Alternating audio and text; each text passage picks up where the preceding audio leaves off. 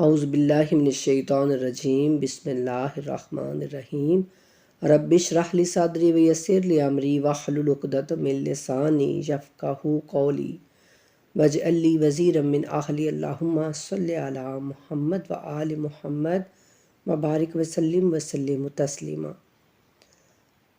25واں پارہ ہم نصف تک پڑھ چکے تھے، نصف سے آگے اب جاننے کی کوشش کرتے ہیں کہ اللہ سبحانہ تعالیٰ کا ہمارے لیے کیا پیغام ہے۔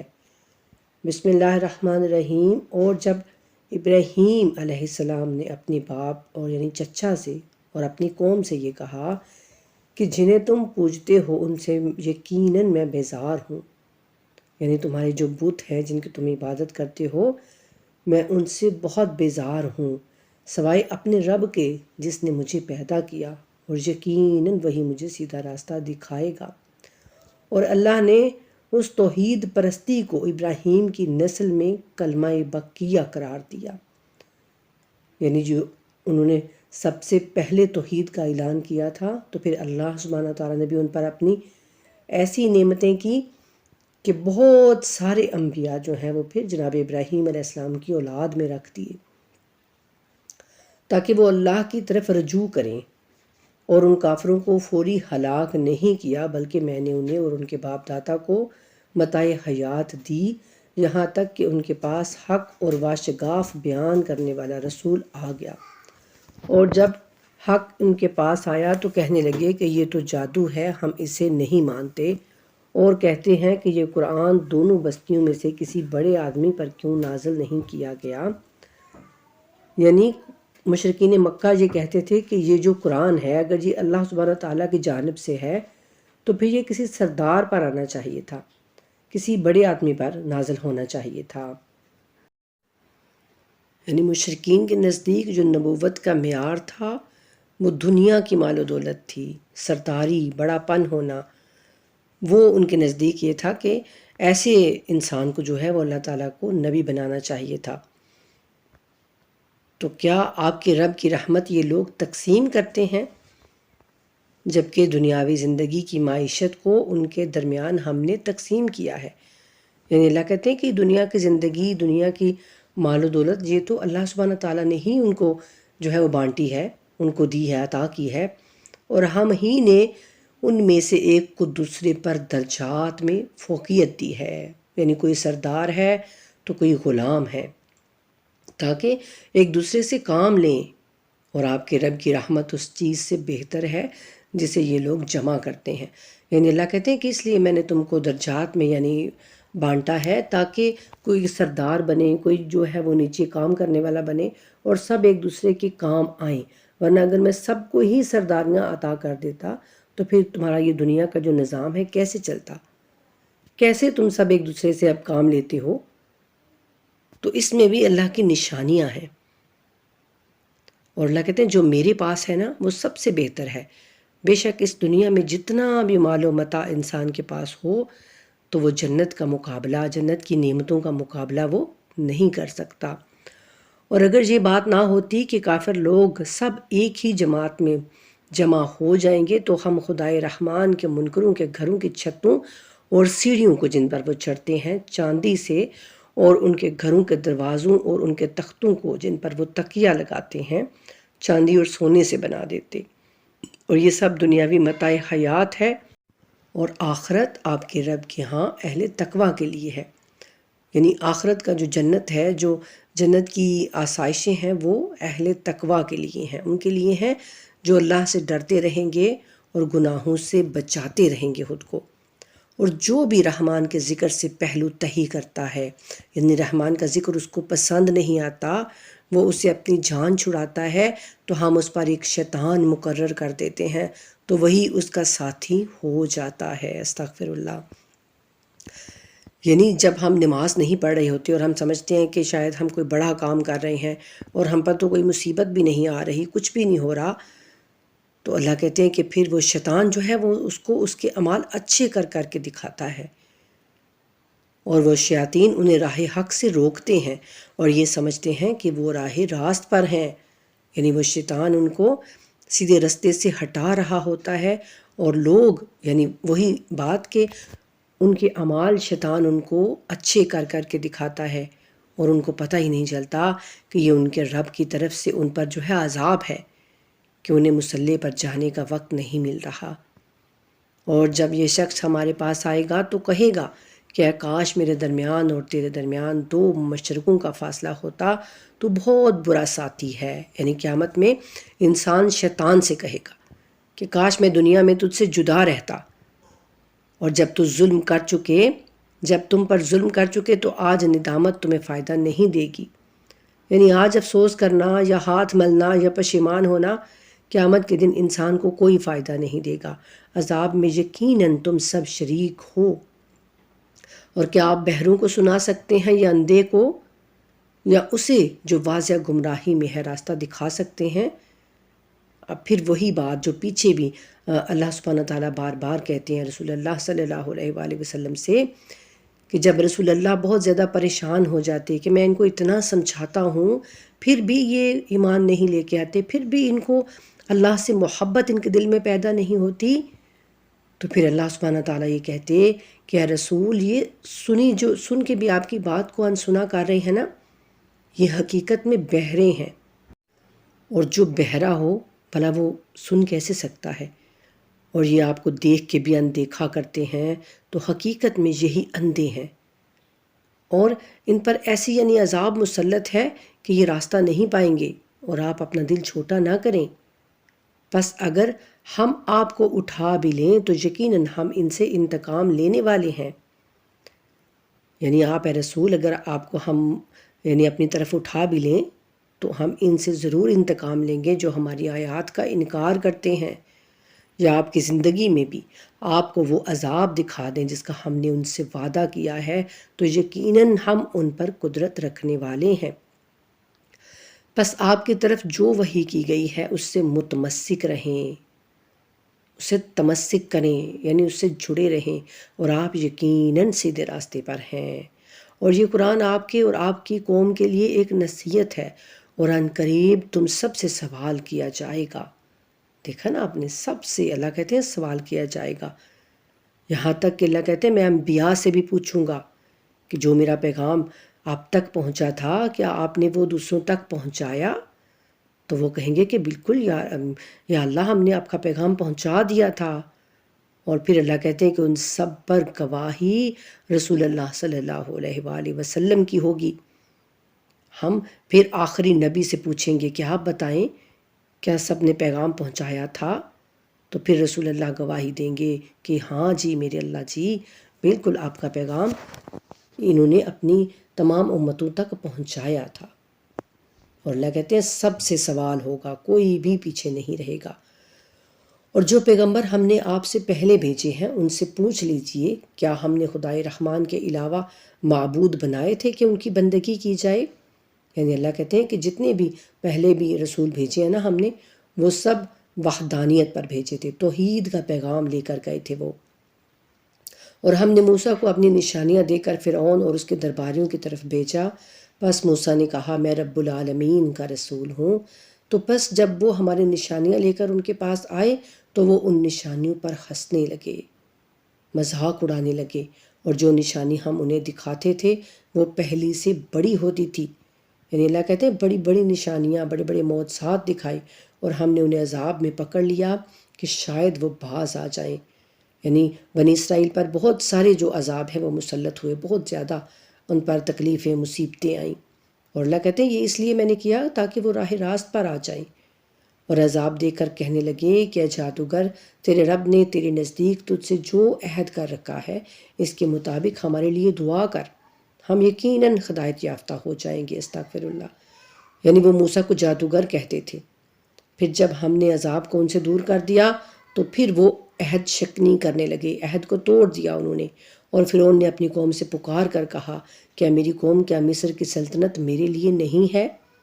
اور یہ نہریں جو میرے محلات کے نیچے بہہ رہی ہیں کیا تم دیکھتے نہیں ہو؟ یعنی وہ اپنی چیزیں، فرعون جو ہے وہ اپنی قدرت، اپنا محل، اپنی وہ سارا کچھ کہنے لگا کہ یہ سارا کچھ میرا ہے، یعنی اور وہ کہتا تھا کہ میں خدا ہوں، اور کیا میں اس شخص سے بہتر نہیں ہوں جو بے توقیر ہے اور صاف بات بھی نہیں کر سکتا؟ یعنی وہ جناب موسیٰ پر برتری جو ہے وہ اپنے آپ کو دینے لگا کہ میں اس سے بہتر ہوں، کیونکہ میں بادشاہ ہوں، میرے پاس محلات ہیں، میرے پاس یہ پورا مصر ہے، اس پر میری حکومت ہے۔ اور جناب موسیٰ علیہ السلام کے بارے میں کہنے لگا کہ یہ تو صاف بات بھی نہیں کر سکتا۔ وہ بچپن میں جب جناب موسیٰ علیہ السلام کے اپنی زبان پر وہ کوئلہ رکھا تھا، اس کی وجہ سے وہ تھوڑا سا یعنی ان کی زبان میں وہ تھوڑا سا کہہ لیں کہ ٹیڑھا پن سا آ گیا تھا، اور صاف بات وہ نہیں کر سکتے تھے۔ تو وہ یہ یعنی ان کو جتلانے لگا کہ یہ تو ٹھیک طرح سے بات بھی نہیں کر سکتا، اور یہ کہتے ہیں کہ میں اللہ کا نبی ہوں، استغفر اللہ۔ تو اس پر سونے کے کنگن کیوں نہیں اتارے گئے؟ وہی جو مشرکین مکہ کہتے تھے کہ آپ کے پاس خزانے کیوں نہیں ہیں، آپ پر جو ہے وہ فرشتے کیوں نہیں اترتے، وہی ساری باتیں ہر رسول سے کی گئیں۔ سونے کے کنگن ان پر کیوں نہیں اتارے گئے، یا فرشتے اس کے ساتھ کے بعد دیگرے کیوں نہیں آئے؟ چونکہ اس نے اپنی قوم کو بے وقت کر دیا اور انہوں نے اس کی اطاعت کی تو وہ یقیناً فاسق لوگ تھے۔ بس جب انہوں نے ہمیں غصہ دلایا تو ہم نے ان سے انتقام لیا، پھر ان سب کو غرق کر دیا، پھر ہم نے انہیں قصہ پارینہ اور بعد میں آنے والوں کے لیے نشان عبرت بنا دیا۔ یعنی اللہ کہتے ہیں ہم نے ان کو ایک ایسا قصہ بنا دیا کہ جن میں لوگوں کے لیے عبرت ہے، نشانیاں ہیں کہ وہ اللہ کی طرف آنے میں رجوع کریں اور اللہ کے دشمنوں پر لعنت کریں اور ان سے بیزاری کا اظہار کریں۔ اور جب ابن مریم کی مثال دی گئی تو آپ کی قوم نے اس پر شور مچایا اور کہنے لگے کیا ہمارے معبود اچھے ہیں یا وہ عیسیٰ؟ انہوں نے عیسیٰ کی مثال صرف برائے بحث بیان کی ہے، بلکہ یہ لوگ تو جھگڑالو ہیں۔ وہ تو بس ہمارے بندے ہیں جن پر ہم نے انعام کیا، اور ہم نے انہیں بنی اسرائیل کے لیے نمونہ یعنی قدرت بنا دیا، نشانی بنا دیا۔ اور اگر ہم چاہتے تو زمین میں تمہاری جگہ فرشتوں کو جانشین بنا دیتے، اور وہ عیسیٰ یقیناً قیامت کی علامت ہے، بس تم ان میں ہرگز شک نہ کرو اور میری اتباع کرو، یہی سیدھا راستہ ہے۔ سبحان اللہ۔ اللہ کہتے ہیں کہ قیامت جب آنے والی ہوگی نا تو جناب عیسیٰ علیہ السلام کا نزول ہوگا، اور پھر جناب امام مہدی علیہ السلام کا ظہور ہوگا۔ ٹھیک ہے، جناب عیسیٰ علیہ السلام کو اللہ سبحانہ تعالیٰ نے آسمان پر اٹھایا ہے تو وہاں سے ان کا نزول ہوگا۔ اور جناب امام مہدی علیہ السلام کے بارے میں یعنی مختلف روایات ہیں، اہل سنت کی اور روایات ہیں، اہل تشیع کی اور روایات ہیں، لیکن دونوں میں یہ حتماً بات جو ہے وہ یعنی اپنی جگہ پر موجود ہے کہ قیامت کے نزدیک امام مہدی تشریف لائیں گے، اور پھر جناب عیسیٰ جو ہیں وہ ان کی اتباع کریں گے، ان پر سب سے پہلے ایمان لائیں گے اور پھر ان کے پیچھے نماز پڑھیں گے، اور جناب امام مہدی علیہ السلام کی اتباع میں یعنی وہ رہیں گے۔ تو یہ بات جو ہے وہ دونوں طرف یعنی مشترک بات ہے۔ تو یہ تو بالکل اللہ کہتے ہیں کہ یقیناً عیسیٰ جو ہے وہ قیامت کی علامت ہیں، اور شیطان کہیں تمہارا راستہ نہ روکے، وہ یقیناً تمہارا کھلا دشمن ہے۔ اور عیسیٰ جب واضح دلائل لے کر آئے تو بولے میں تمہارے پاس حکمت لے کر آیا ہوں، اور جن بعض باتوں میں تم اختلاف رکھتے ہو انہیں تمہارے لیے بیان کرنے آیا ہوں، بس اللہ سے ڈرو اور میری اطاعت کرو، یقیناً اللہ ہی میرا رب ہے اور تمہارا بھی وہی رب ہے۔ یعنی اللہ ہی سب کا پالنے والا ہے، ہم سب کا، میرا بھی اور تمہارا بھی۔ تو بس تم ہم سب کو چاہیے کہ ہم اسی کی عبادت کریں، اور یہی سیدھا راستہ ہے۔ پھر گروہوں نے آپس میں اختلاف کیا، وہی بات کہ گروہ بن گئے، فرقے بن گئے، لوگ مختلف اختلاف یعنی مختلف فرقوں میں بٹ گئے لوگ، پس ظالموں کے لیے دردناک دن کے عذاب سے تباہی ہے۔ کیا یہ لوگ صرف قیامت کے منتظر ہیں کہ وہ ان پر اچانک آ پڑے اور انہیں خبر بھی نہ ہو؟ اس دن دوست بھی ایک دوسرے کے دشمن ہو جائیں گے سوائے پرہیزگاروں کے۔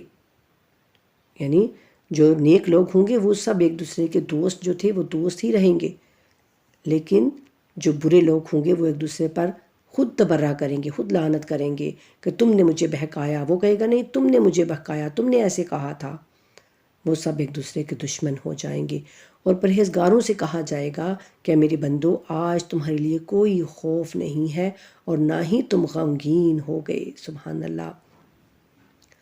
یہ بات اللہ تعالیٰ بار بار کہتے ہیں قرآن میں کہ جو جنت والے ہوں گے نا، جو نیک لوگ ہوں گے، ان پر نہ کوئی خوف ہوگا اور نہ ہی وہ غم زدہ ہوں گے. سارا خوف ان کا یعنی پھر ختم ہو جائے گا. وہ اللہ سبحانہ تعالیٰ کا قرب پا لیں گے، اور یہ وہی ہوں گے جو ہماری آیات پر ایمان لائے اور وہ مسلمان تھے. سبحان اللہ. اب یہاں بھی آپ غور کیجئے، اللہ کہتے ہیں کون تھے وہ کہ جو جنت میں داخل ہو گئے ہیں، اب ان پر نہ کوئی خوف ہے نہ وہ غم زدہ ہیں. وہ ہیں کون؟ اللہ کہتے ہیں وہ ہیں جو دنیا میں ہماری آیات پر یقین رکھتے تھے. یقین رکھنے کا مطلب کیا ہوتا ہے؟ کہ ہم ویسا ہی پھر کریں جیسا اللہ سبحانہ تعالیٰ ہم سے کہہ رہے ہیں. یقین وہ ہوتا ہے. یقین یہ نہیں ہے کہ ہاں ہم قرآن کو پڑھ لیں، تلاوت کر لیں اور بس. نہیں، جو اس میں پیغامات ہیں ان پر ہمیں عمل پیرا ہونا ہے. یقین کا مطلب یہ ہوتا ہے. اور اللہ کہتا ہے وہ مسلمان تھے.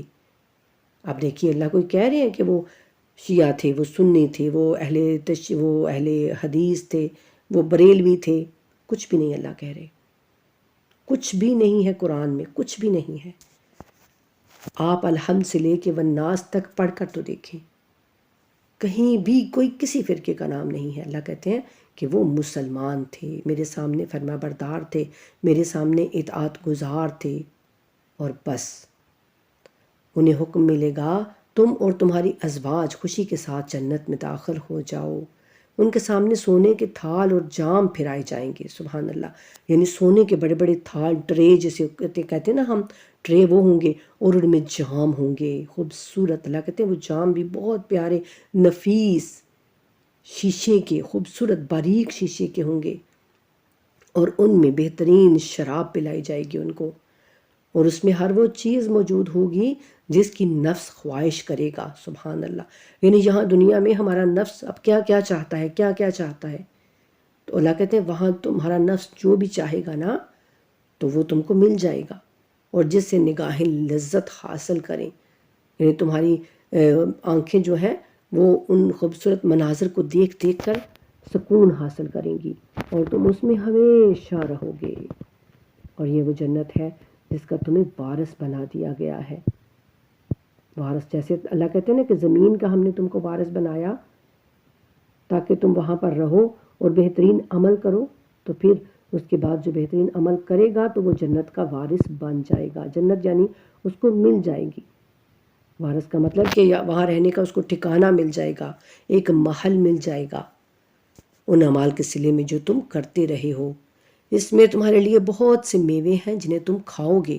جو لوگ مجرم ہیں یقیناً وہ ہمیشہ جہنم کے عذاب میں رہیں گے. اب دیکھیے یہاں اللہ آپ کو کچھ نظر آ رہا ہے کہ جنت میں بھی رہیں گے جو لوگ، وہ ہمیشہ اس میں رہیں گے، اور جہنم والے بھی ہمیشہ رہیں گے. ہے کہیں کوئی ایسی بات کہ اللہ کہہ رہے ہوں کہ جہنم سے نکال کر تو پھر میں ان کو جنت میں ڈال دوں گا؟ ہمیشہ ہمیشہ کے لیے وہ جنت والے بھی رہیں گے وہیں اور جہنم والے بھی رہیں گے ہمیشہ. ہم فیہا خالدون، ہمیشہ کے لیے. اللہ کہتے ہیں کہ یہ برابر ان کے لیے پھر یہ کام ہو جائے گا، یعنی حتمی فیصلہ ہو جائے گا. تو اللہ سبحانہ تعالیٰ سے دعا کیا کریں کہ یا اللہ ہمیں بس اپنے فرما بردار بندوں میں سے بنا لیجیے. یا اللہ جو ہمارے دل مختلف ہو گئے ہیں، جو ہمارے اندر اختلافات پیدا ہو گئے ہیں، ان کو اپنے کرم اور فضل سے سلجھا دیجیے اور ہم سب کو امت واحدہ بننے کی اور مسلمان اور بہترین مسلمان بننے کی توفیق عطا کیجیے. اور ان سے عذاب میں تخفیف، یعنی کوئی کمی ان کے عذاب میں نہیں ہوگی اور وہ اس میں مایوس پڑے رہیں گے. اور ہم نے ان پر ظلم نہیں کیا بلکہ وہ خود ہی ظالم تھے. اللہ کہتے ہیں اللہ تو اپنے بندوں پر ظلم نہیں کرتا، ذرہ برابر بھی ظلم نہیں کرتا، بلکہ میرے بندے خود اپنی جانوں پر ظلم کرتے ہیں. اور وہ پکاریں گے اے مالک، پہرے دار تیرا رب ہمیں ختم ہی کر دے. یعنی وہ وہاں پکاریں گے جہنم کے داروغہ سے، جو جہنم کے اوپر فرشتے کھڑے ہوں گے نا، تاکہ وہ وہاں سے باہر نہ نکل سکیں. تو وہ ان سے کہیں گے کہ اے پہرے دارو، ہمارا جو آپ کا رب ہے وہ ہمیں موت ہی کیوں نہیں دیتے تا کہ ہم اس عذاب سے ہماری جان چھوٹ جائے. تو وہ کہے گا کہ بے شک تمہیں یہیں پڑے رہنا ہے. یعنی اب تمہیں موت اللہ کہتے ہیں کہ تم 100 موتیں بھی آج مانگو گے نا تو تمہیں موت نہیں ملے گی. یعنی اس قدر سخت عذاب ہوگا وہ کہ انسان کہے گا کہ کاش میں اس سے میری جان یعنی نکل جائے اور میں مر جاؤں، میں ختم ہو جاؤں، فنا ہو جاؤں. لیکن اللہ کہتے ہیں کہ پھر موت تمہیں نہیں آئے گی. اور یہاں جو اللہ سبحانہ تعالیٰ نے ہمیں زندگی دی ہے، اس میں ہی ہمیں خود کو سنوارنا ہے. یہ جو مہلت ملی ہے اس میں ہی ہمیں خود کو ٹھیک کرنا ہے، بجائے اس کے کہ شیطان ہمیں دھوکے میں ڈال دے. اور شیطان ہر وہ کام اچھا کر کے دکھا دیتا ہے، اچھا کر کے دکھا دیتا ہے کہ جو ہمارے لیے بہتر نہیں ہے. اور بے شک ہم تمہارے پاس حق لے کر آئے تھے، لیکن تم میں سے اکثر حق سے کراہت کرنے والے ہیں. حق سے بیزار ہیں لوگ، حق سے نفرت کرتے ہیں. کیا انہوں نے کسی بات کا پختہ عزم کر رکھا ہے؟ اگر ایسا ہے تو ہم بھی مضبوط ارادہ کرنے والے ہیں. اللہ کہتے ہیں اگر انہوں نے پختہ عہد کر لیا نا کہ میری آیات کا انکار کریں گے تو پھر ہم بھی بڑے مضبوط ارادے کے مالک ہیں. اور کیا یہ لوگ خیال کرتے ہیں کہ ہم ان کے راز کی باتیں اور سرگوشیاں نہیں سنتے؟ ہاں، اور ہمارے فرستادہ فرشتے ان کے پاس لکھ رہے ہیں سب کچھ. یعنی جو کرامن کاتبین ہیں وہ ہماری ہر بات کو لکھتے ہیں، ہر بات کو. اور جو خدا ہے وہ بذات صدور ہمارے دلوں کے اندر ہمارے رازوں تک کو وہ جانتا ہے. کہہ دیجئے کہ اگر رحمان کی کوئی اولاد ہوتی تو میں سب سے پہلے اس کی عبادت کرنے والا ہوتا. سبحان اللہ. یہ ایک اور بہت بڑی دلیل رسول اللہ صلی اللہ علیہ وآلہ وسلم سے کہی جا رہی ہے کہ آپ مشرکین مکہ سے اور اہل کتاب سے یہ کہیے کہ اگر کوئی رحمان کی، اللہ کی اگر کوئی اولاد ہوتی نا تو میں سب سے پہلے اس کی عبادت کرتا، کیونکہ میں اس کا آخری نبی ہوں تو مجھ پر یہ فرض تھا. لیکن اس کی کوئی اولاد ہے ہی نہیں. اور آسمانوں اور زمین کا رب، عرش کا رب پاکیزہ ہے ان باتوں سے جو یہ لوگ بیان کر رہے ہیں. یعنی وہ پاک و منزہ ہے اس چیز سے کہ وہ کسی کو اپنی اولاد بنائے یا اس کی کوئی اولاد ہو. وہ سب کو اولاد دے سکتا ہے لیکن اس کی کوئی اولاد نہیں ہے. وہ سب سے اولاد چھین سکتا ہے لیکن اس کا کوئی بیٹا بیٹی نہیں ہے. بس انہیں بیہودہ باتوں میں مگن اور کھیل میں مشغول رہنے دیجیے یہاں تک کہ وہ اپنے اس دن کو پائیں جس کا ان سے وعدہ کیا گیا ہے. اور وہ وہی ہے جو آسمان میں بھی معبود ہے اور زمین میں بھی معبود ہے. یعنی عبادت کے لائق صرف اور صرف وہی ہے، آسمانوں میں بھی اور زمین میں بھی. اور وہ بڑا حکمت والا، خوب جاننے والا ہے. اور بابرکت ہے وہ جس کے لیے آسمانوں اور زمین اور جو کچھ ان دونوں کے درمیان ہے سب کی بادشاہی ہے. اور اسی کے پاس قیامت کا علم ہے اور تم سب اسی کی طرف پلٹائے جاؤ گے. اور اللہ کے سوا جنہیں یہ لوگ پکارتے ہیں وہ شفاعت کا کچھ اختیار نہیں رکھتے. ٹھیک ہے، اللہ کے علاوہ جن کو یہ لوگ پکارتے ہیں اور کہتے ہیں کہ ہماری شفاعت کر دیں گے، اب چاہے وہ بت ہوں جن کو انہوں نے اللہ کی بیٹیاں نعوذ باللہ بنا لیا مشرکین مکہ نے، یا وہ جناب عیسیٰ و جناب عزیر علیہ السلام ہوں، جن کو بھی لوگ اللہ کا شریک بنا کر وہ کہیں گے نا کہ یہ ہماری شفاعت کر دیں گے، اس لیے ہم ان کو خوش کر رہے ہیں. دنیا میں ہم ان کو خوش کر رہے ہیں، ہم ان کی باتیں کر رہے ہیں، ہم ان کا ذکر کر رہے ہیں، تو اس لیے کہ تاکہ یہ قیامت میں ہماری شفاعت کریں. تو وہ نہیں کام ہوگا. شفاعت کا ایک کانسیپٹ تو ہے لیکن وہ یہ نہیں ہے کہ یہاں ہم ان کی اطاعت کرتے رہیں، ان کی ہم جو ہے وہ پیروی، یعنی یوں کہیں کہ ان کو خوش کرتے رہیں، ان کی باتیں کرتے رہیں، ان کا ذکر کرتے رہیں، ان سے محبت کرتے رہیں اور اللہ کی جانب ہم جائیں نہ، قرآن کی جانب ہم آئیں نہ، تو پھر وہ غلط بات ہے. اللہ کے بندوں سے بھی اگر محبت کرنی ہے تو اللہ کے لیے کرنی ہے، اللہ کے لیے. یعنی سب سے پہلی چیز جو ہے وہ اللہ سبحانہ تعالیٰ ہونے چاہیے، اس کے بعد رسول اللہ صلی اللہ علیہ وآلہ وسلم، اور پھر اس کے بعد اب رسول اللہ جس کا ہمیں حکم دیں گے وہ ہم نے ان کی پیروی کرنی ہے، ان کی اطاعت کرنی ہے. یہ صحیح اور سیدھا راستہ ہے اور حق دین ہے، اور قرآن کے مطابق ہمیں ہر بات میں عمل کرنا ہے. اللہ تعالیٰ ہم سب کو سیدھے راستے پر چلنے کی توفیق دیں. اللہ کہتے ہیں کہ اللہ کے سوا جنہیں یہ لوگ پکارتے ہیں وہ شفاعت کا کچھ اختیار نہیں رکھتے. سوائے ان کے جو علم رکھتے ہوں حق کی گواہی دیں. یعنی وہ علم بھی رکھتے ہوں گے اور وہ حق کے ساتھ گواہی بھی دیں گے. پیچھے ہم نے پڑھا نا کہ جناب عیسیٰ علیہ السلام سے بھی اللہ سبحانہ تعالیٰ کہیں گے کہ آؤ جناب عیسیٰ، آپ نے ان کو کہا تھا کہ مجھے یا میری ماں کو جو ہے وہ رب بنا لینا، تو وہ کہیں گے کہ اللہ ہم یہ کیسے کہہ سکتے تھے. تو پھر جناب عیسیٰ وہاں شفاعت نہیں کریں گے بلکہ کہیں گے کہ یا اللہ یہ اگر آپ ان کو یعنی عذاب دینا چاہیں تو بھی یہ آپ کے بندے ہیں، اور اگر آپ ان کو معاف کر دیں گے تو بھی آپ کے اختیار میں ہے. وہ یہ نہیں کہیں گے کہ یا اللہ نہیں نہیں، انہوں نے تو مجھے بڑا پیار محبت کیا تھا، یہ تو میری بڑی جو ہے وہ اطاعت کرتے تھے اور کہتے تھے کہ ہم عیسیٰ عیسیٰ یعنی یہ کرتے تھے، اور آج تو ان کو معاف کر دے، ان کو بخش دے. ایسا جناب عیسیٰ علیہ السلام نہیں کہیں گے.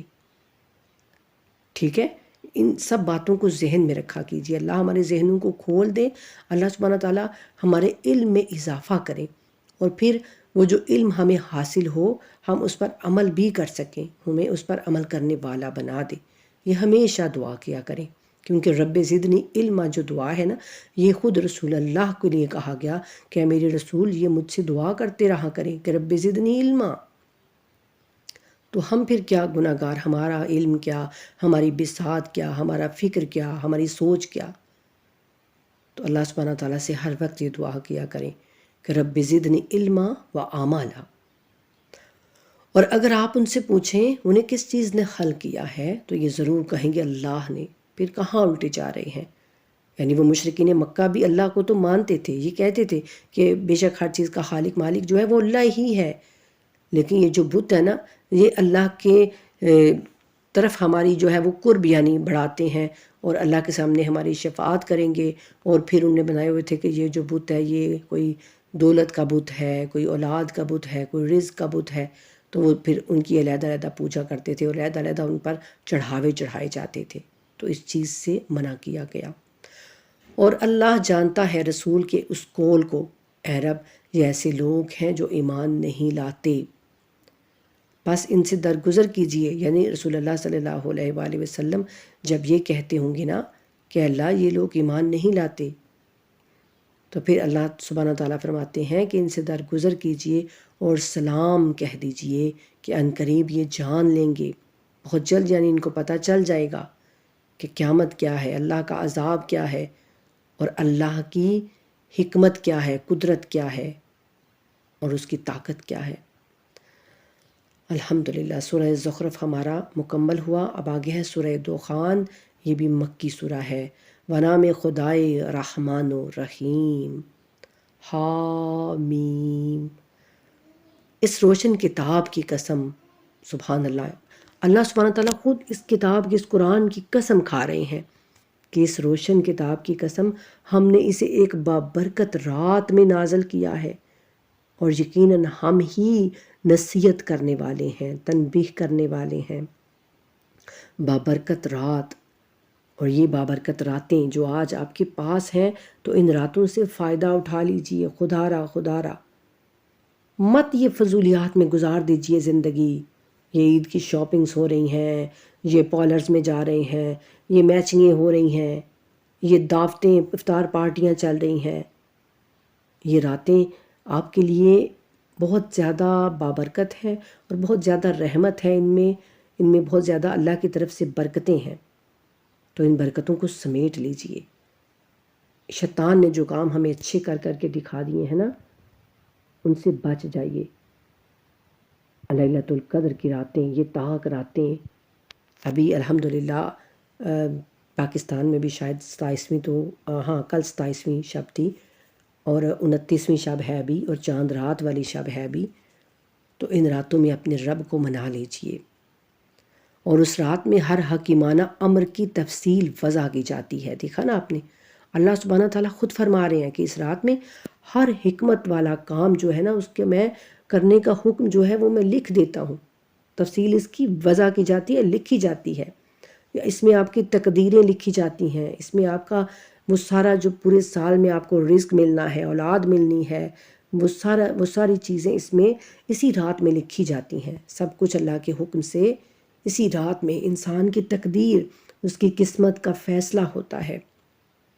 تو خدا را پورا سال روتے رہیں گے ہم کہ یا اللہ یہ مصیبت تو پورا سال رونے سے بہتر ہے کہ اس راتوں میں، ان 5-6 راتوں میں اپنے رب کو راضی کر لیجئے، اس کے آگے جھک جائیے، جو بھی اپنا رب سے مانگنا چاہتے ہیں وہ مانگ لیجئے، اپنی اولاد کی بہترین قسمت مانگیے، اپنے لیے صحت اور عافیت والی زندگی مانگیے، عبادت کی توفیق مانگیے کہ اللہ ہم سب کو اپنی عبادت کرنے کی توفیق عطا کر دیجئے، اور ایسا امر جو ہمارے ہاں سے صادر ہوتا ہے کیونکہ ہمیں رسول بھیجنا مقصود تھا، یعنی اللہ کہتے ہیں یہ سارے فیصلے میں اسی رات میں جو ہے وہ لکھواتا ہوں، کرتا ہوں، حکم صادر، اور رسول کا بھیجنا آپ کے رب کی طرف سے رحمت کے طور پر وہ یقیناً خوب سننے والا اور جاننے والا ہے، یعنی رسول جو ہے وہ بے شک اللہ کی رحمت ہوتے ہیں، وہ آسمانوں اور زمین اور جو کچھ ان کے درمیان ہے سب کا رب ہے، اگر تم یقین رکھنے والے ہو، یعنی ہر چیز کا پالنے والا، ہر چیز کو، جو بھی کسی چیز کی کہیں نا کہ ضرورت ہے اس کو زندہ رہنے کے لیے، تو اس کو کون مہیا کرتا ہے؟ اللہ سبحانہ و تعالیٰ مہیا کرتے ہیں۔ اب چاند جو ہے وہ اپنی یعنی جو بھی اس کو چاہیے، جو بھی ایکوائرمنٹ ہے اس کی، جو بھی سورج کی ایکوائرمنٹ ہے، جو بھی یعنی ہوا جو ہے وہ کس طرح چلتی ہے، ہر چیز کی ایکوائرمنٹ جو ہے وہ اللہ سبحانہ تعالیٰ پوری کرتے ہیں، اور کسی میں یہ طاقت نہیں ہے، اور اس کے سوا کوئی معبود بھی نہیں ہے، یعنی اس کے سوا کوئی ایسا نہیں ہے جس کی تم بندگی کر سکو، جس کی تم عبادت کر سکو، وہی زندگی دیتا ہے اور موت بھی وہی دیتا ہے، اور وہی تمہارا رب ہے، اور تمہارے پہلے باپ دادا کا بھی وہی رب تھا، ٹھیک ہے نا، یعنی ہر چیز کا وہی رب ہے، تمہارا بھی اور تم سے پہلے تمہارے باپ دادا کا بھی، لیکن یہ لوگ شک میں پڑے کھیل رہے ہیں۔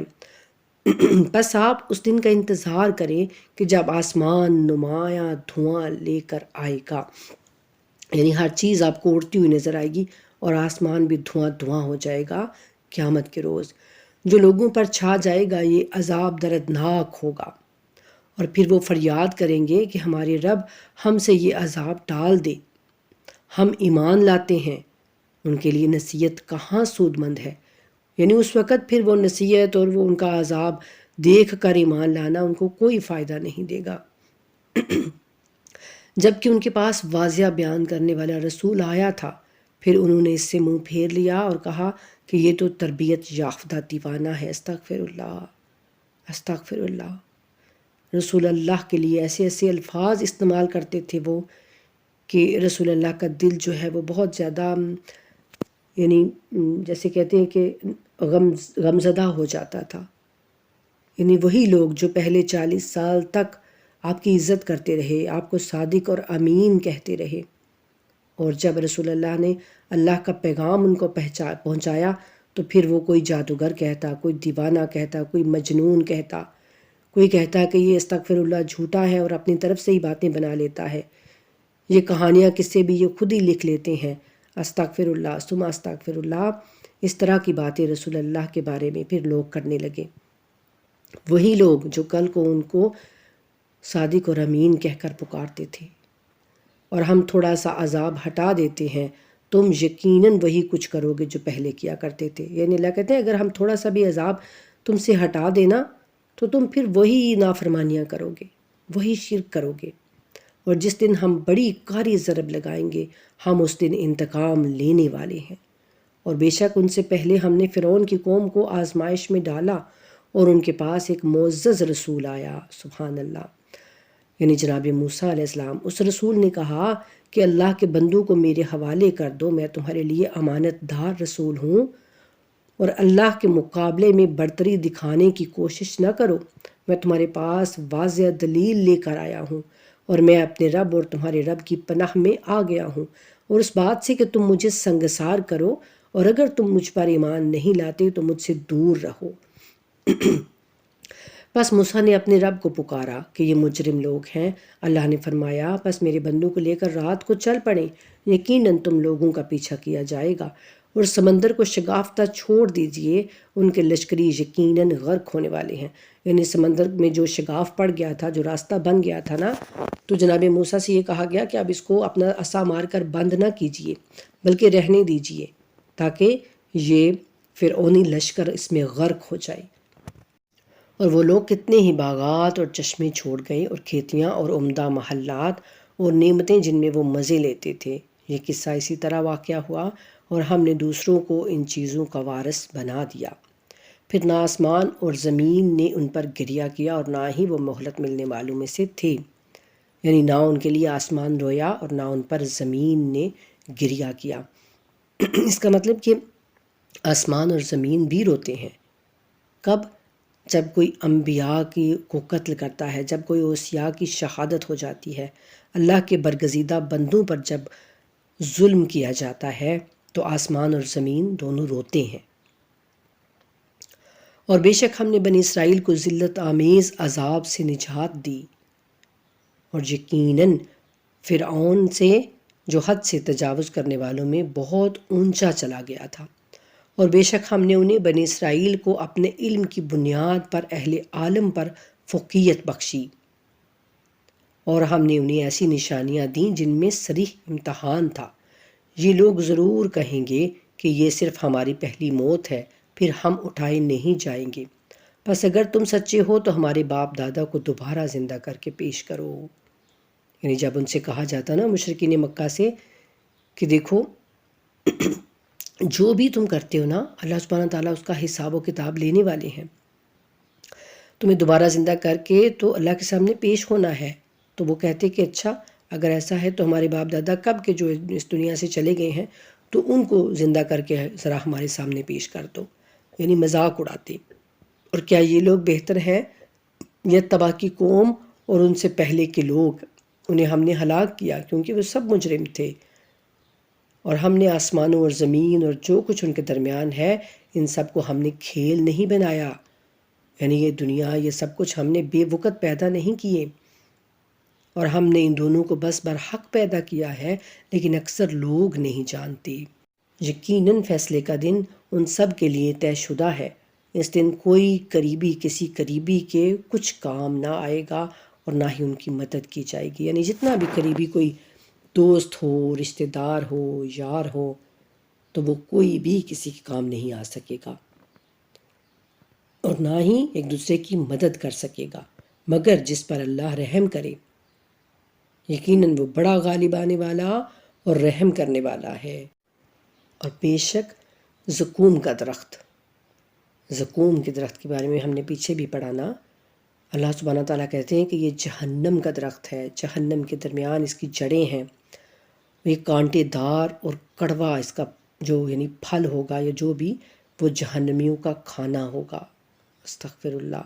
اور گنہگار کا کھانا پگھلے ہوئے تانبے کی طرح ہے جو شکموں میں کھولتا ہے، یعنی ان کے پیٹوں میں کھولتا ہوا وہ تانبے کی طرح گرم جو ان کو پینے کے لیے ملے گا، جس طرح گرم پانی کھولتا ہے۔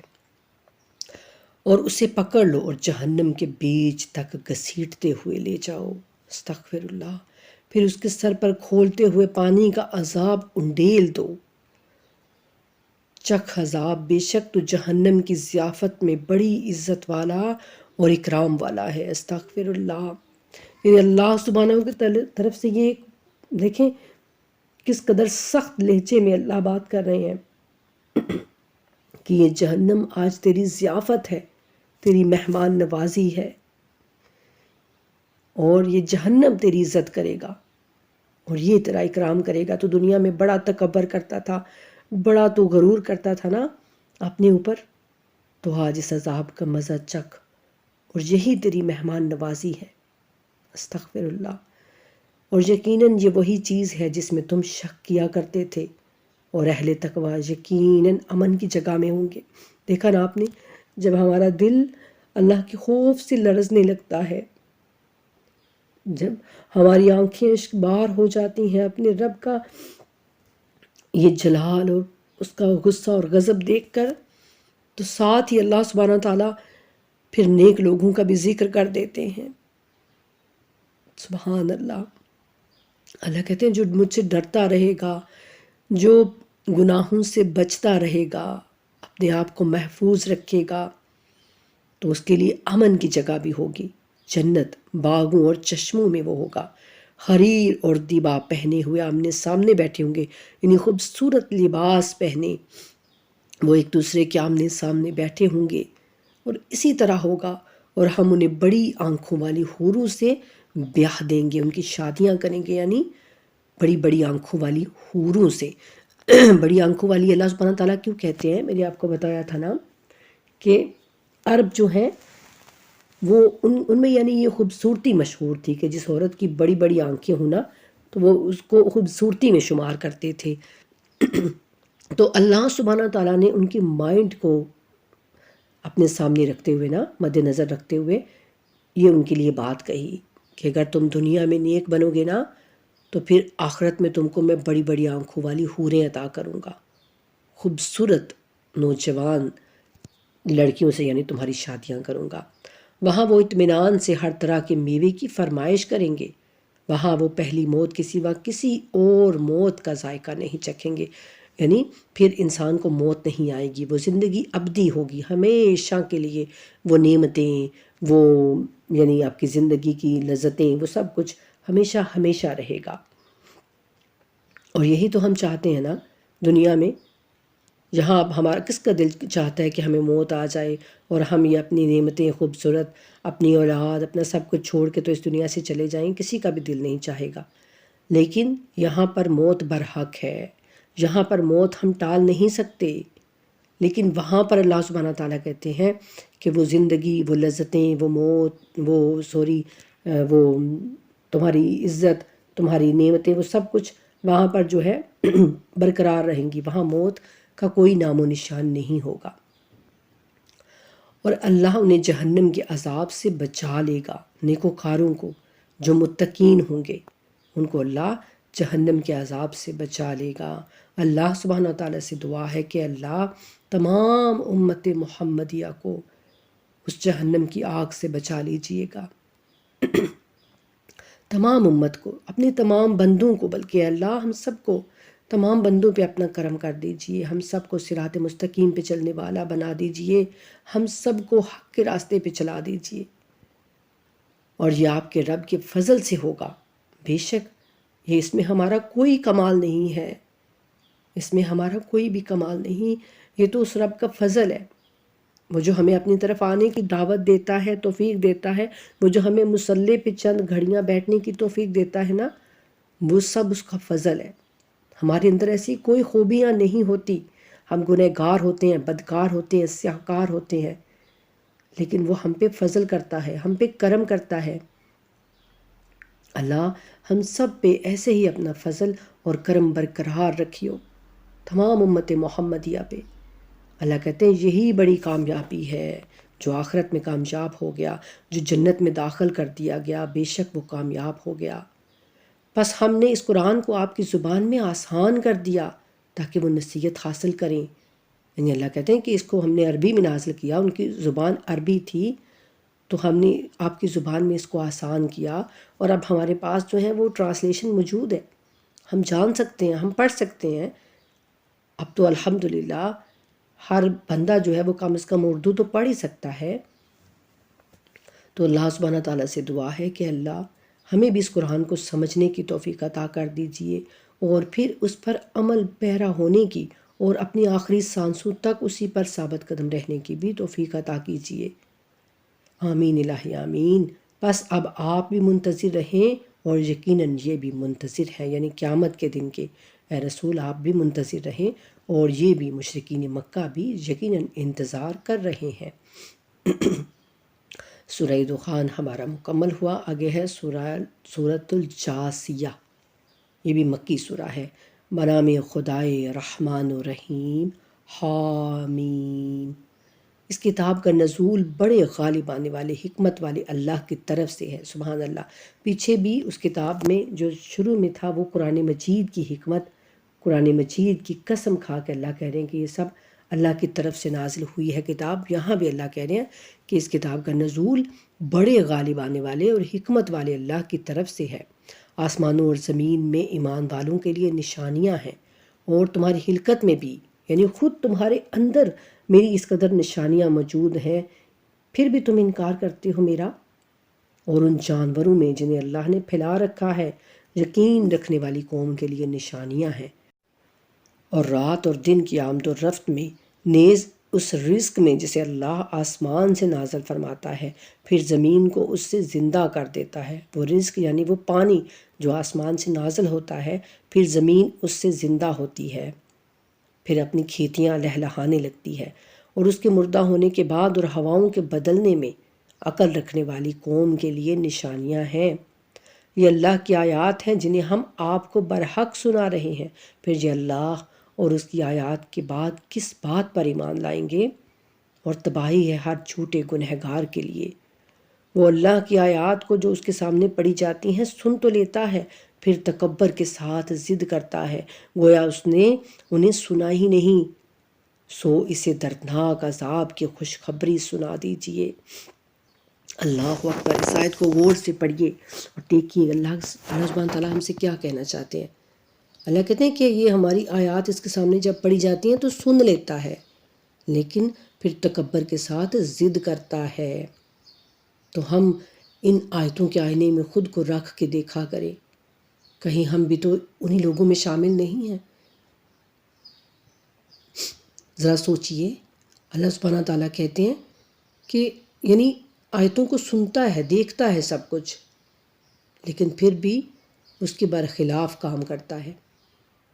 تو جہاں جہاں ہمارے لیے کوئی حکم آتے ہیں، نماز کا حکم، زکوٰۃ کا حکم، اچھے کام کرنے کا حکم، اپنے قریبی رشتہ داروں سے بہترین طریقے سے ان کے ساتھ رویہ رکھنے کا حکم، اپنے ہمسایوں کے ساتھ اچھا سلوک کرنے کا حکم، صدقہ اللہ کے راستے میں خرچ کرنے کا حکم، غریبوں، یتیموں، مسکینوں کے بارے میں حکم، پردے کا حکم، اپنے آپ کو گناہوں سے بچانے کا حکم، اپنی حفاظت کرنے کا حکم، وہ سارے حکم جو اللہ سبحانہ تعالیٰ ہمیں دیتے ہیں۔ اور فضول خرچی نہ کرو، اسراف نہ کرو، وہ سارے حکم جب نازل ہوتے ہیں تو کیا ہم ان پر عمل کر رہے ہوتے ہیں، یا ہم بھی ایسے ہی تکبر اور ضد کی بنا پر جو ہے ان سب حکموں کو ہم جو ہے وہ پس پشت ڈال دیتے ہیں اور مرضیاں پھر بھی ہم اپنی کرتے ہیں؟ کیا کرتے ہیں ہم سب کو یہ سوچنا ہے۔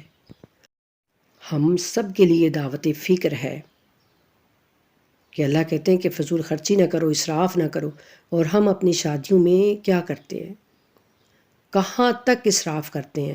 تو وہ کس وجہ سے ہوتا ہے نا، اسی وجہ سے نا کہ ہم تکبر کرتے ہیں کہ ہمارے پاس تو اتنا پیسہ ہے، ہم نہیں لگائیں گے تو پھر لوگ کیا کہیں گے کہ کیسے شادی کی انہوں نے، کوئی دھوم دھڑلہ ہی نہیں، اتنا پیسہ کیسے دکھائیں گے ہم، کیسے لوگوں کو پیسہ نظر آئے گا؟ تو وہ اسراف کر کے ہی تو پیسہ نظر آئے گا، فضول خرچی کر کے ہی تو پیسہ نظر آئے گا نا۔ تو وہ تکبر ہے، ضد نہیں ہے، تو اور کیا ہے پھر؟ اللہ سبحانہ تعالیٰ سے دعا کیا کریں یا اللہ ہمیں سمجھنے کی اور پھر عمل کرنے کی بھی توفیق دے۔ خالی پڑھ کے اگر ہم جتنا بھی پڑھ لینا، ہمیں اس کا کوئی فائدہ نہیں ملے گا، کوئی فائدہ نہیں ملے گا۔ چاہے ہم ایک رمضان میں 10 قرآن کریم کی تلاوت کر کے ہم نے 10 قرآن پاک ختم کر لیے جی، ہم نے 50 قرآن پاک ختم کر لیے، تو واللہ اس کا کوئی فائدہ نہیں ملے گا جب تک ہم ان باتوں پر عمل نہیں کریں گے، جب تک ہم اپنے رب کی بات کو مانیں گے نہیں۔ اللہ کہتے ہیں کہ یہ سن کے بھی انسنی کر دیتے ہیں کہ جیسے انہوں نے کوئی بات سنی ہی نہیں، اور ان کے لیے ہے دردناک عذاب کی خوشخبری یعنی اللہ کی طرف سے پھر ان کو عذاب کی خوشخبری سنائی جا رہی ہے۔ اور جب اسے ہماری آیات میں سے کچھ کا پتہ چلتا ہے تو وہ ان کی ہنسی اڑاتا ہے۔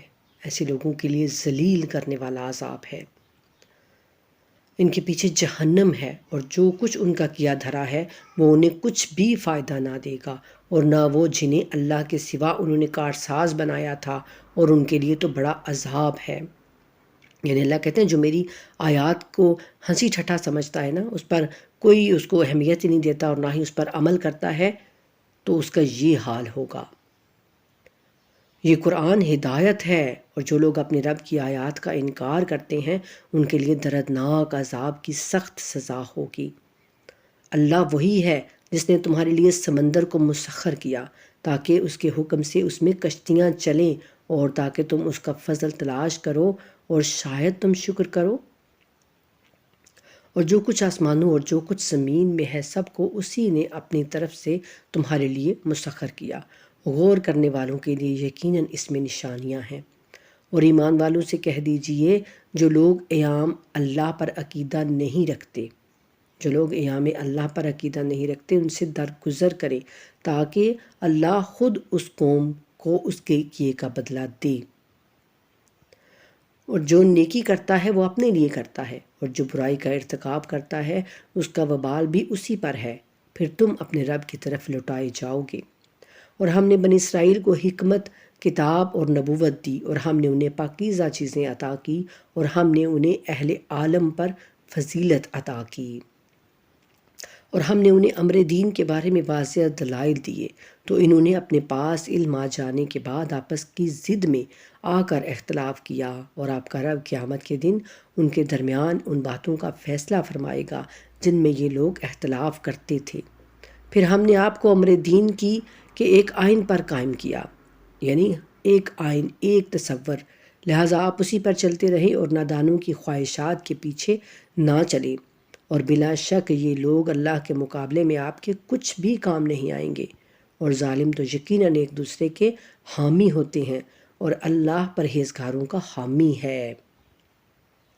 یہ قرآن لوگوں کے لیے بصیرت افروز اور یقین رکھنے والوں کے لیے ہدایت اور رحمت ہے۔ سبحان اللہ۔ اللہ کہتے ہیں اس میں یعنی ان کی ایسی ایسی باتیں ہیں جو ان کی بصیرت کو کھول دیتی ہیں، ان کے ذہنوں کو اجاگر کرتی ہیں، اور جو پھر ان پر یقین کرتے ہیں نا ان کے لیے یہ ہدایت بھی بن جاتا ہے اور رحمت بھی بن جاتا ہے۔ اور جو بنا سوچے سمجھے اس کو پڑھتے رہتے ہیں تو ان کو یہ کوئی فائدہ نہیں دیتا۔ برائی کا ارتکاب کرنے والے کیا یہ گمان کرتے ہیں کہ ہم انہیں اور ایمان لانے والوں اور نیک اعمال بجا لانے والوں کو ایک جیسا بنا دیں گے؟ یعنی جیسے آج ہمارا بھی یہی عقیدہ بنا ہوا ہے نا کہ جی نہیں، ہم جو کچھ بھی کرتے رہیں، امت محمدیہ ہیں ہم سب نے تو بخشائے جانا ہے، اللہ سبحانہ تعالیٰ ہم سب کو معاف کر دیں گے۔ رسول اللہ تو اس وقت تک سجدے سے سارے نہیں اٹھائیں گے جب تک کہ ایک بھی امتی ان کا پیچھے رہ جائے گا، جب تک ساری امت جنت میں نہیں جائے گی۔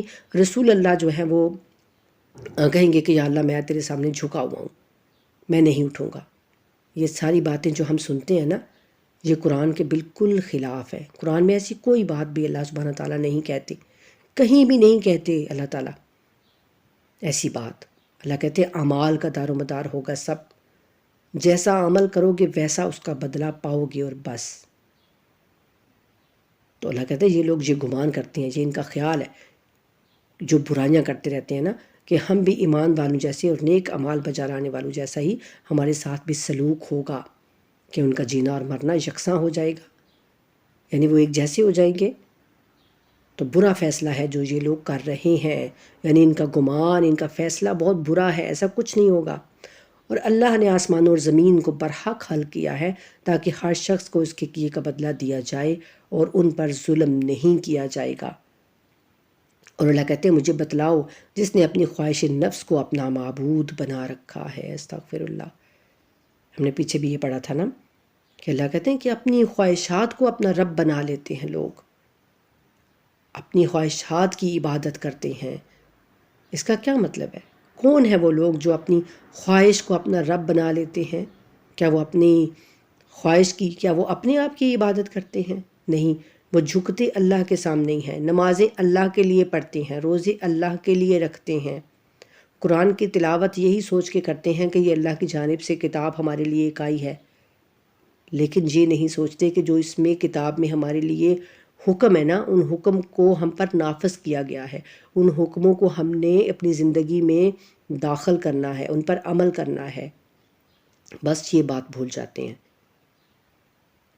پیروی کس کی کرتے ہیں؟ بس اپنی خواہش کی، جو ان کا دل چاہتا ہے نا بس وہ کرتے ہیں، اللہ کی نہیں سنتے، رسول کی نہیں سنتے، نہ وہ اللہ کے احکام کو دیکھتے ہیں، نہ وہ رسول اللہ کی سنت کو دیکھتے ہیں۔ رسول اللہ نے ہر کام ہم کو کر کے دکھایا ہے، ہر کام رسول اللہ نے اپنی زندگی میں کیا ہے، شادیاں بھی کی ہیں، اپنی بھی کی ہیں، اپنی بچی کی شادیاں کی ہیں، اور ہر کام کیا، یعنی ہر چیز کو ہمارے لیے نمونہ عمل بنایا ہے، کر کے دکھایا ہے، لیکن ہم ان سنتوں کو فالو نہیں کرنا چاہتے۔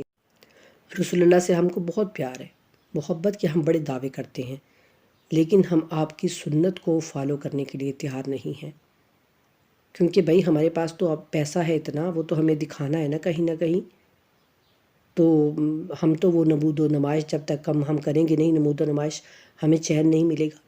تو وہ نمود و نمائش کرنا، وہ ریاکاری کرنا، وہ دکھاوا کرنا، وہ سارا ہمیں کون کہتا ہے؟ نہ ہمیں اللہ کہتا ہے، نہ ہمیں اس کا رسول کہتا ہے، وہ ہماری اپنی خواہش کہتی ہے، ہمارا نفس کہتا ہے وہ ہمیں۔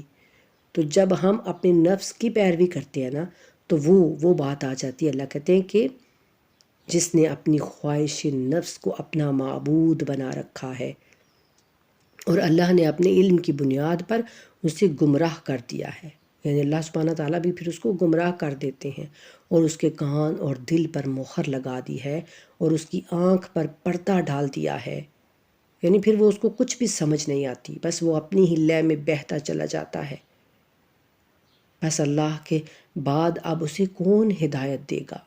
کیا تم نصیحت حاصل نہیں کرتے؟ اللہ اکبر۔ اور وہ کہتے ہیں زندگی تو بس یہی دنیاوی زندگی ہے، یعنی اس طرح سے وہ کہتے، یعنی کہ ایک ہوتا ہے کہنا زبان سے، ایک ہوتا ہے عمل سے کر کے دکھانا۔ اگر ہم یہ کہیں کہ نہیں ہم نے مرنا ہے، ہمیں پتہ ہے مرنا ہے، لیکن ہماری کوئی تیاری ہی نہ ہو، زندگی میں ہم مگن ہوں، خوب ہم اس کے مزے لے رہے ہوں، تو پھر کیا وہ کوئی کہے گا کہ اس کو یقین بھی ہے کہ اس نے مرنا ہے کہ نہیں؟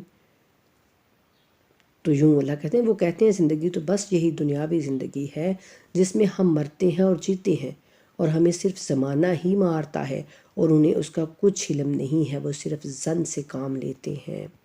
اور جب ان کے سامنے ہماری آیات پوری وضاحت کے ساتھ پڑھی جاتی ہیں، تو ان کی حجت صرف یہی ہوتی ہے کہ وہ کہتے ہیں کہ اگر تم سچے ہو تو ہمارے باپ دادا کو زندہ کر کے لے آؤ۔ یہ پھر وہی مشرکین کی بات آ رہی ہے، اور کہہ دیجئے کہ اللہ ہی تمہیں زندہ کرتا ہے، پھر تمہیں مار ڈالتا ہے، پھر تمہیں قیامت کے دن جس میں کوئی شک نہیں جمع کرے گا، لیکن اکثر لوگ نہیں جانتے۔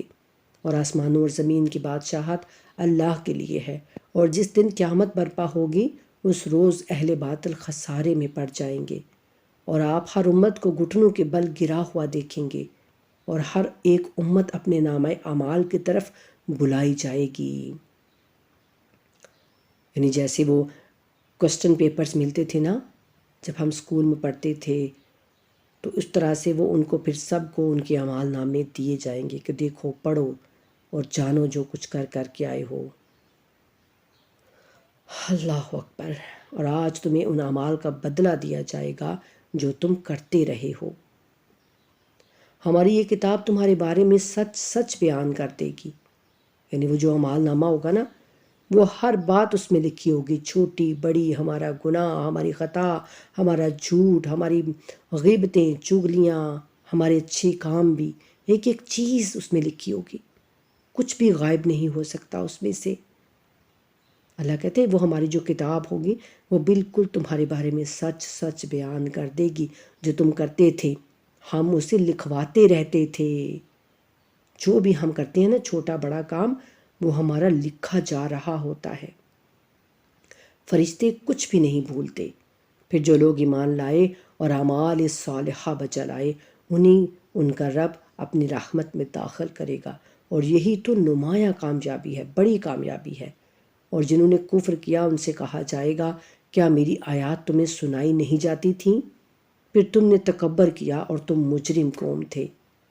اور جب تم سے کہا جاتا تھا کہ یقیناً اللہ کا وعدہ سچا ہے اور قیامت میں کوئی شک نہیں ہے، تو تم کہتے تھے ہم نہیں جانتے قیامت کیا ہے، ہمیں گمان سا ہوتا ہے اور ہم یقین کرنے والے نہیں ہیں۔ اور ان پر اپنے اعمال کی برائیاں ظاہر ہو گئی، اور جس چیز کی وہ ہنسی اڑاتے تھے اس نے انہیں گھیر لیا۔ اور کہا جائے گا کہ آج ہم تمہیں اسی طرح بھلا دیتے ہیں جس طرح تم نے اپنے اس دن کے آنے کو بھلا دیا تھا، یعنی جس طرح تم قیامت سے انکار کرتے تھے نا، اور بھولے بیٹھے تھے دنیا میں کہ بس اسی میں ہمیں شاید جینا ہے اور مرنا ہے، اور بس دنیا کی لذتوں میں خوش تھے۔ تو بھلا بیٹھے تھے قیامت کو، ہمارے سامنے کھڑے ہونے کو، ہمارے سامنے جواب دینے کو۔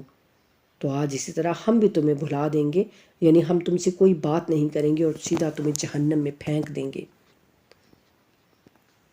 اور تمہارا ٹھکانہ جہنم ہے اور کوئی تمہارا مددگار نہیں ہے۔ یہ سزا اس لیے ہے کہ تم نے اللہ کی آیات کو مذاق بنایا تھا اور دنیاوی زندگی نے تمہیں دھوکے میں ڈال رکھا تھا۔ بس آج کے دن نہ تو یہ اس جہنم سے نکالے جائیں گے اور نہ ہی ان کی معذرت قبول کی جائے گی۔ بس ثناء کامل اس اللہ کے لیے ہے جو آسمانوں کا رب اور زمین کا رب ہے، عالمین کا رب ہے۔ سبحان اللہ۔ اللہ تعالیٰ کیسے واضح اپنے باتوں کو ہمارے لیے بیان کرتے ہیں کہ وہ آسمانوں کا بھی پالنے والا ہے، وہ زمین کا بھی پالنے والا ہے، اور تمام عالمین ان سب کا جو پالنے والا ہے وہ وہی ایک اللہ ہے، اور سب تعریفیں اسی کے لیے ہیں، اور آسمانوں اور زمین میں بڑھائی اسی کے لیے ہے، یعنی اسی کے لیے ہے بڑائی، بزرگی، عظمت، عزت، اور وہی بڑا غالب آنے والا اور حکمت والا ہے۔ بے شک اس کے علاوہ کوئی نہیں جس کے لیے بڑائی ہو، بزرگی ہو، عزت ہو۔ ہر چیز کا مالک، خالق، رازق وہی ایک اللہ ہے۔ وما علینا الا البلاغ المبین۔ الحمدللہ ہمارا 25واں پارہ مکمل ہوا۔ اللہ تعالیٰ سے دعا ہے کہ اللہ سبحانہ تعالیٰ ہم سب کو ان کو سمجھنے کی، آیاتوں کو غور کرنے کی، ان پر فکر کرنے کی توفیق دے، اور پھر ان پر عمل پیرا ہونے کی بھی توفیق دے۔ تو اگر آپ کو کوئی بات اچھی لگتی ہے تو اس کو آگے بھی شیئر کیا کیجئے، تاکہ یہ پیغام، قرآن کا پیغام، اسلام کا پیغام اوروں تک بھی پہنچے۔ ٹھیک ہے؟ اللہم صلی علی محمد و آل محمد وعجل فرجہم وفرجنا بہم برحمتک یا ارحم الراحمین۔ آمین ثم آمین یا رب العالمین۔